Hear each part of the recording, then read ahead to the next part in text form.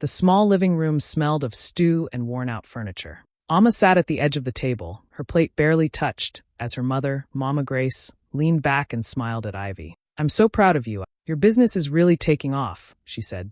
Then her gaze slid coldly toward Amma. "You're 26, still studying?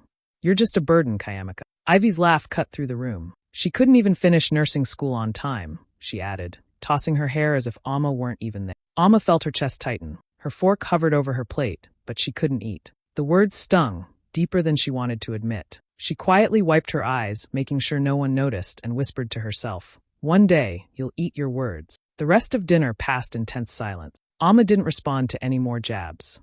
She stayed calm, letting their laughter and chatter wash over her. Once the dishes were cleared and the house grew quiet, she went to her small room. The dim light from the single bulb cast long shadows across the wall. Carefully, she packed her books, notebooks, and papers.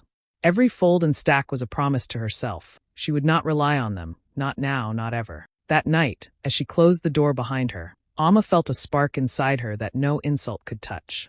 She was leaving behind more than just a room. She was leaving behind doubt, criticism, and the weight of other people's expectations. She was determined to finish her exams, to carve her own path, and to prove quietly, steadily, that she was more than what they said. Amma's heart raced as she walked up the familiar steps to her family home. After years of long nights, endless studying, and sacrifices, she had finally graduated. She had imagined this moment 100 times, the proud smiles, the warm hugs, the shared joy. But the instant she stepped through the door, the air hit her cold and heavy. Ivy was standing in the living room, a smug smile on her face, and on her finger glittered the ring that Toby had once given Amma. For a moment, Amma froze. Her chest tightened, and the weight of betrayal hit her like a brick. "Toby," she whispered, her voice barely audible, trembling with disbelief. Toby leaned casually against the doorway, a smirk spreading across his face. "You were too slow, Amma. You had no ambition," he said, like it was some cruel joke, like her years of hard work didn't matter. Mama Grace's voice chimed in, cold and sharp. "He deserves better." She looked at Amma as if she had always been the disappointment. The words cut deeper than any slap or shout could. Amma's hands trembled, but she refused to cry in front of them. She turned silently and walked out of the room, the sound of her own footsteps loud in her ear. Later that night, alone in her tiny apartment, Amma felt the sting of heartbreak and anger mix into a sharp resolve. She gathered every reminder of them, photos, letters, little gifts from happier times, and one by one, she tossed them into the fire. The flames swallowed each piece, the smoke curling around her like a promise she made only to herself. "They'll remember the woman they called useless," she whispered through clenched teeth, the fire reflecting in her determined eyes. No more tears. No more waiting for recognition from people who had never believed in her. That night, as the fire crackled, she made a vow. She would rise so high that no one could ever question her worth again. She would prove them wrong, not with revenge, but with the life she was about to build. The betrayal had stung, but it had also lit a fire inside her, a fire that would carry her through struggles, long nights, and the challenges ahead. Amma knew one thing for certain. This chapter of humiliation and heartbreak was over. Her real story was just beginning. Amma's days were long, but her nights were even longer. She worked at a small clinic in Abuja, doing night shifts that left her body aching and her eyes heavy. Every kobo she earned went into textbooks, bus fares, and the few meals she could afford. She slept wherever she could find space, sometimes on benches in the break room, sometimes on the cold tiles of an empty hallway. But she didn't complain. She had a goal, and she refused to let her circumstances define her. Her coworkers noticed her worn-out shoes, the outdated phone she carried, and the cheap bag that slung across her shoulder. Some whispered, some laughed. "Still using that old thing? When will you catch up?" they'd tease. Amma kept her head down, refusing to rise to their jabs. Their words stung, but they also reminded her why she was there, to prove not just to them, but to herself that she could do this. She studied by candlelight, flipping through pages until her eyes blurred, taking careful notes and memorizing every lesson she could. Every night, exhaustion threatened to win, but she pushed through. One evening, Dr. Say, a senior doctor known for his kindness and sharp mind, noticed her sitting alone, hunched over a textbook as the clinic emptied around her. He approached quietly. "Amma," he said gently, "you don't have to prove them wrong. Prove yourself right." She looked up, startled. His words sank in like sunlight breaking through clouds. She nodded, feeling a warmth spread through her chest. That sentence, simple as it was, became her mantra. Every late night, every skipped meal, every ache and pain carried a purpose now. She wasn't living to silence her family or the mocking co-worker. She was living to honor her own ambition, her own dream. Slowly, things began to change. Her dedication stood out. Patients noticed her attentiveness, her kindness, her careful hand. She earned small nods of respect from colleagues who had doubted her. And every night, as she returned to her tiny room with her textbooks stacked neatly beside her bed, she repeated the words over and over. Don't prove them wrong. Prove yourself right. Alma was tired, yes. Hungry, yes. But she was unstoppable. Every struggle, every setback, every insult she had endured became fuel. She realized that success wasn't about being loud or flashy. It was about persistence, about quietly showing up every day, even when the world seemed to conspire against her. She was building something bigger than herself, brick by brick, night by night. And for the first time in a long time, she felt the thrill of being in control of her own story. Years of endless nights, skipped meals, and quiet determination finally began to pay off. Alma earned her medical license, the culmination of years of struggle, sweat, and sacrifices. The feeling of holding that official certificate in her hands was like holding her entire future, proof that she had survived, endured, and refused to give up. But she didn't stop there. She wanted more than a title. She wanted impact. Back in Abuja, she opened a small women's health initiative. It wasn't fancy, but it was hers. The walls were painted soft green, the floors clean, and the shelves stacked with medical supplies she had painstakingly saved for. Every day, women came to her for help, some with complications, some just seeking guidance. Alma treated each patient with care and attention, listening patiently, giving hope where there had been none. One rainy afternoon, the city was hit by sudden flooding. Roads became rivers and homes were submerged. Alma rushed to a neighborhood where a mother was about to give birth under dire conditions. The water was rising fast, the electricity had gone out, and panic filled the air. But Alma moved steadily, calmly. She delivered the newborn safely, the baby's first cries cutting through the chaos, while the mother clutched her hand, tears streaming down her face. Someone had filmed the rescue, and soon the video went viral. People all over the country shared it. News outlets picked it up. Alma's story of courage, resilience, and skill captured hearts everywhere. Before long, she was invited to speak at an international medical conference. Standing on the stage, under bright lights, with professionals from around the world watching, Alma felt a mix of nerves and pride. She looked at her reflection in the shiny podium, and for the first time in years, she didn't see the girl who had been mocked or doubted. She saw strength, competence, and unwavering purpose. Every insult from her past, from Ivy, from Mama Grace, from anyone who had called her useless, now echoed as motivation. She remembered their words, but instead of shame, they fueled her drive. Each jab had become a brick in the foundation she was building for herself, a reminder that no one else could define her worth. That night, alone in her small office, Alma sat by the window and looked out at the lights of Abuja twinkling in the distance. She thought about how far she had come, how many nights she had studied by candlelight, and how she had transformed pain into purpose. The woman she had once been, scared, doubted, underestimated, had risen, and she had risen on her own terms. Alma finally understood something essential. Success wasn't about proving people wrong. It was about proving yourself right. And every day, as she helped women, as she saved lives, and as her story spread, she did just that. She had become more than she had ever imagined, strong, fearless, and unstoppable. The hospital was quiet that morning, the corridors filled with the soft hum of machines and the distant chatter of nurses. Alma had just finished reviewing patient charts when a young nurse rushed in. Dr. Kayamaka, a patient just arrived. She's critical, and her husband is asking for immediate attention, the nurse said, her voice nervous. Alma nodded and followed, her steps calm and measured, her mind already assessing what might be needed. When she entered the room, she stopped dead in her tracks. There, on the hospital bed, was Ivy, pale, weak, her face drawn and fragile. Standing behind her, shifting uncomfortably, was Toby. His expensive suits were gone, replaced by frayed clothes, and there was a nervousness in his eyes that hadn't been there before. He looked at Alma with a desperation she had never seen in him. "Doctor, please, my wife needs help," he stammered, his voice cracking. Every word felt like a confession, every glance a plea. Alma's hands stayed at her sides as she took a slow breath. Then deliberately she removed her mask. Their faces went white. The boy who had once laughed at her, who had dismissed her, and the sister who had thrived off her pain were now seeing the woman she had become. "Kayamaka?" Ivy whispered, her voice weak and uncertain. Alma's gaze was steady, controlled. "It's Dr. Kayamaka now," she said calmly. No tremor, no emotion, just the quiet authority she had earned through years of struggle and perseverance. The weight of the silence pressed down on the room. Ivy's lips parted, but no words came. Toby swallowed hard, shifting from foot to foot, clearly uncomfortable. Without another word, Alma moved to Ivy's side. She checked her vitals, reviewed the charts, and began giving instructions to the nurses. Every motion was precise, every word professional. She did not flinch when Ivy's weak fingers reached for her hand. She maintained a clinical distance, letting the past be just that, past. She focused on what mattered, saving a life. Ivy's breathing eased as Amma worked. The monitors slowly stabilized. Toby hovered nearby, silent now, watching the woman he had underestimated become the one in control of their lives. The room was tense, full of unspoken history, but Amma ignored it. She had no intention of letting old wounds or emotions interfere with her duty. As the team worked, Amma's mind was quiet.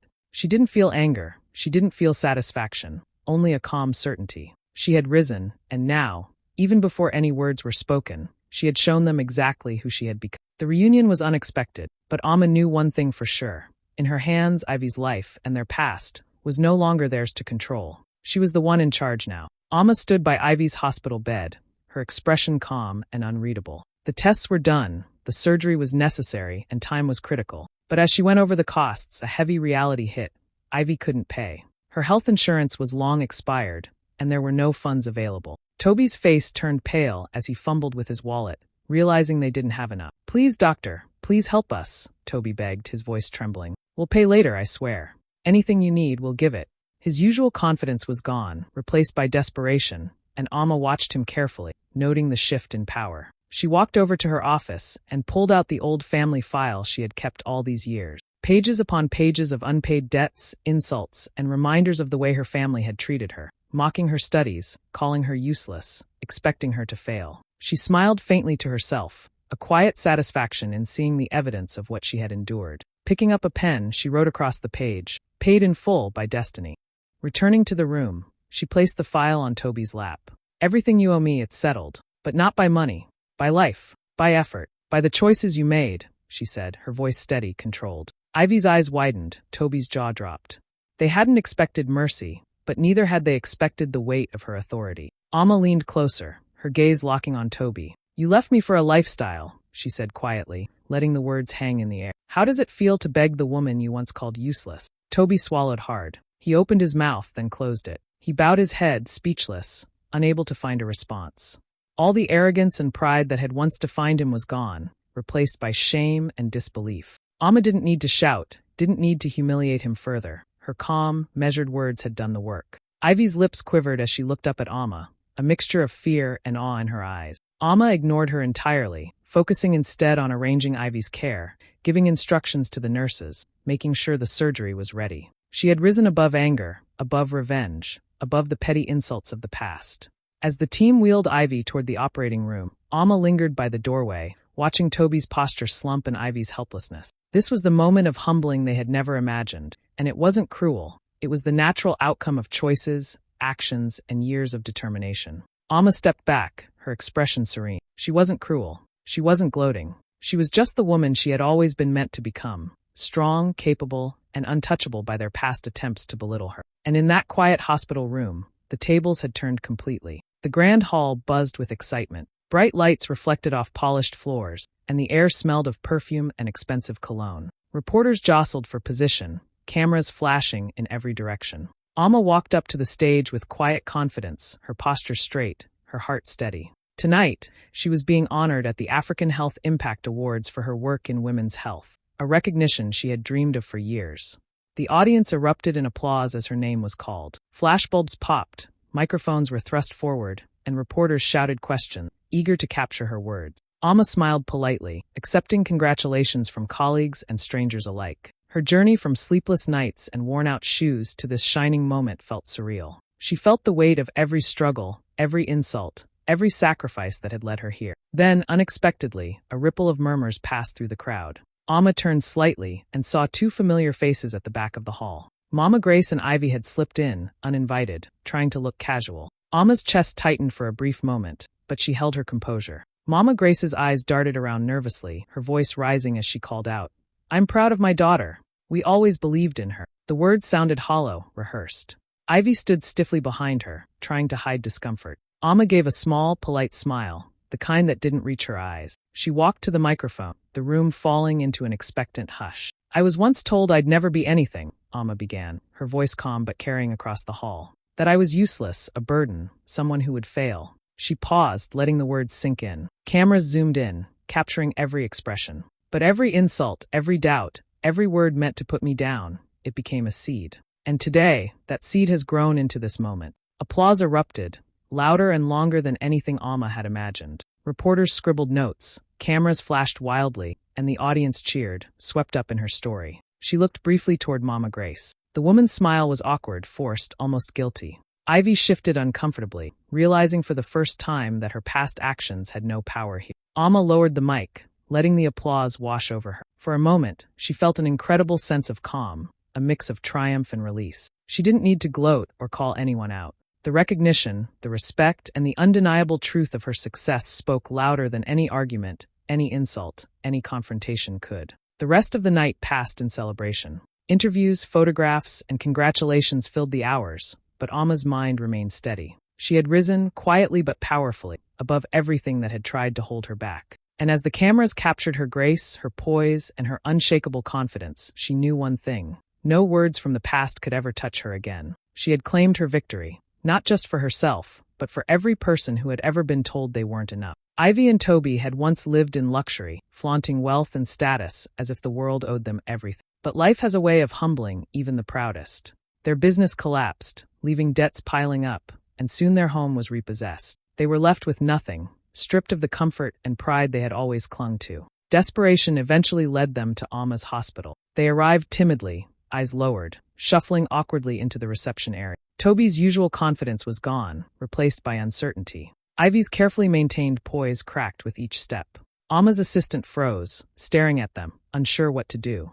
"Doctor, they're asking for jobs," she said quietly. Alma looked up from her desk, her eyes calm and steady. She leaned back, studying them for a moment. The people who had once mocked her, dismissed her, and competed for trivial status were now standing in her hospital, in need of help. She didn't flinch, didn't scold, didn't smile triumphantly. Instead, she gave a simple nod. "Give them janitorial work," she said. The assistant's eyes widened. "Everyone starts somewhere." Ivy and Toby looked at each other, horror written across their faces. They had expected positions of authority, influence, even respect, anything but mops, buckets, and cleaning supplies. Alma walked over, placing a steady hand on Toby's shoulder. "No shame in hard work," she said gently. "That's how I began. That's how I built everything I have." The words sank in slowly, each one a quiet hammer against their pride. The same pride that had once fueled arrogance, mockery, and cruelty now crumbled under the weight of truth. For the first time, they saw what real work, real determination, and real success looked like, not in money or status, but in effort, persistence, and integrity. As they started their first day cleaning, their hands hesitant and awkward, Alma walked past, her head held high. She didn't need to watch them struggle. The lesson was already sinking in. Their world had changed, and they were finally seeing the consequences of their choices. Alma returned to her office, glancing out at her bustling hospital. Patients were being treated, lives were being saved, and every staff member, from the newest nurse to the senior doctor, was part of a team built on dedication and respect. Ivy and Toby, once symbols of her past pain, were now just a small part of that ecosystem, learning humility in a way that money and privilege had never taught them. And as she watched them work quietly, she felt a calm satisfaction. No gloating, no revenge, just the quiet turning of tables. Life had balanced itself, and she had done what she always believed in, giving people a chance, teaching through example, and proving that true success is earned, not demanded. It was late, long after the hospital lights had dimmed and the last patients had been checked. Alma sat in her office, reviewing the day's cases, the soft hum of machines in the background. Her phone buzzed quietly on the desk, a message notification flashing across the screen. She picked it up and saw it was from Mama Grace. Hesitation prickled at her, but she opened it. "Forgive us, my child. You are everything we weren't," the message read. Alma stared at the words for a long moment. She felt a flicker of something, relief, regret, maybe even sadness, but she didn't type a reply. Not because she didn't want to forgive, but because she realized she didn't need their validation anymore. The years of anger, frustration, and disappointment had already shaped her into the woman she had become. She didn't need words from the past to define her. Her eyes wandered around the office, landing on the wall where her medical degree hung, framed neatly, a symbol of every late night, every struggle, every sacrifice she had made alone. The quiet weight of that accomplishment settled around her like a blanket. This, her life, her achievements, her purpose, was the only proof she needed. For the first time, Alma understood what peace really was. It wasn't about revenge or making them feel the pain they had caused. It wasn't about proving anyone wrong. Peace came from becoming more than they had ever imagined, from rising above bitterness and choosing to live fully, with intention and dignity. It came from knowing her own worth, her own power, and the life she had built with her own hands. She put her phone down, the message still glowing faintly on the screen, and smiled softly to herself. There was no rush to respond. The acknowledgement from her mother didn't change the past, and it didn't change who Alma had become. She was not the scared, doubted girl from years ago. She was a doctor, a leader, a woman who had transformed pain into purpose.